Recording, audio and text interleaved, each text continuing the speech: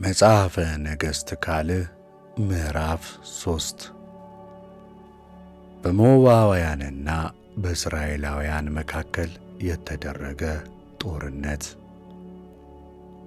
በይሁዳም ንጉሥ በኢዮሳፍጥ በ18ኛው ዓመተ መንግሥት የአክዓብ ልጅ ኢዮራም በእስራኤል ላይ በሰማርያ መንገሥ ጀመረ። 12 ዓመት ነገሠ። በእግዚአብሔርም ፊት ክፉ አደረገ። ነገር ግን እንደ አባቱና እንደ እናቱ አልነበረም። አባቱም ያሠራውን የበዓልን ምስል አጠፋ። ነገር ግን እስራኤልን ያሳታቸውና የናባጥን ልጅ የኢዮርብዓምን ኃጢአት ተከተለ፣ እርሱንም አልተወውም። የሞዓብ ንጉሥ ሞሳ ባለ በጎች ነበረ። ለእስራኤልም ንጉሥ 100,000 የጠጕር አውራ በጎችንና 100,000 ጠቦቶችን ይገብርለት ነበር።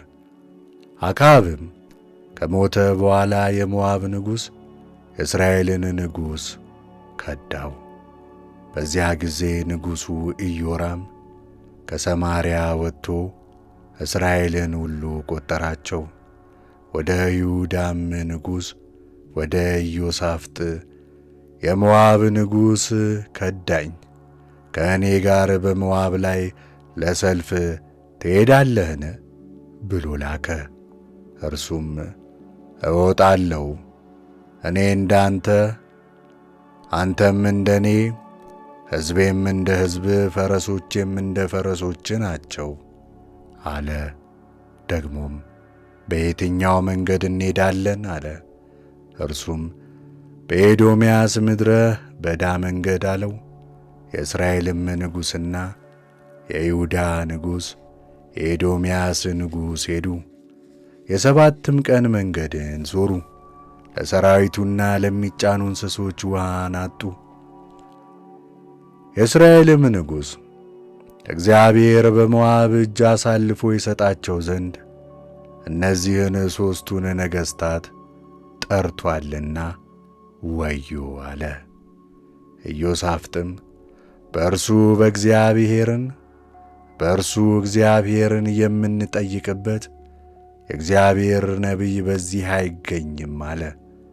ከእስራኤልም ንጉሥ አገልጋዮች አንዱ ኤልያስን እጁን ያስታጥብ የነበረው የሳፋጥ ልጅ ኤልሳዕ እዚህ አለ ብሎ መለሰ። ኢዮሳፍጥም የእግዚአብሔር ቃል በእርሱ ዘንድ ይገኛል አለ።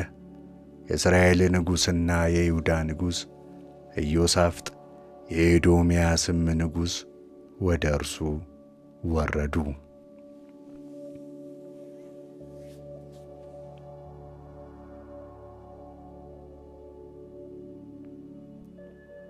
ኤልሳዕም የእስራኤልን ንጉሥ እኔ ከአንተ ጋር ምን አለኝ?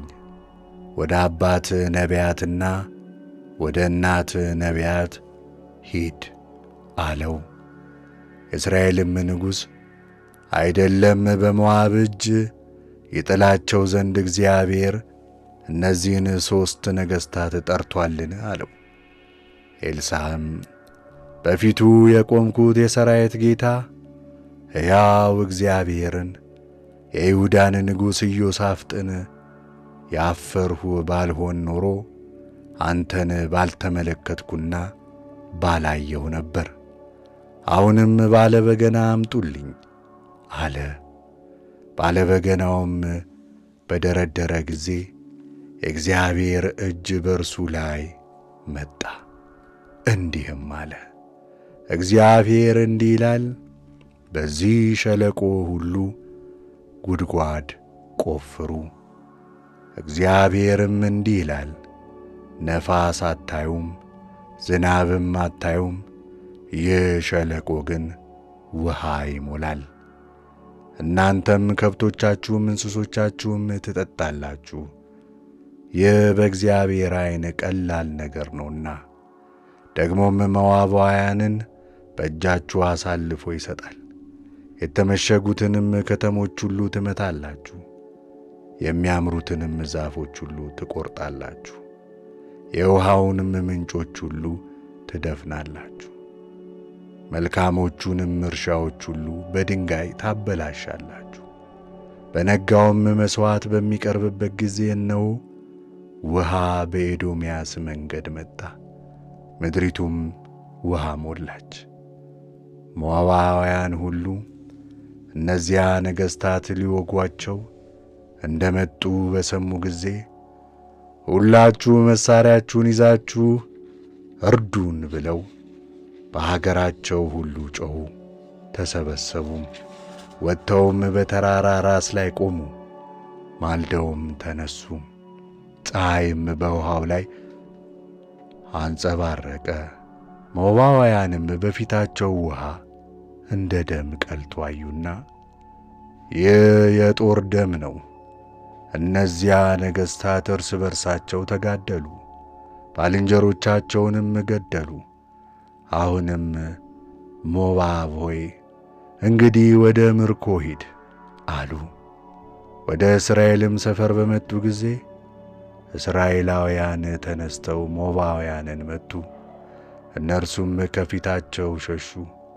ሞዓባውያንም እየመቱ ወደ ሀገሩ ውስጥ ገቡ፣ ከተሞቻቸውን አፈረሱ።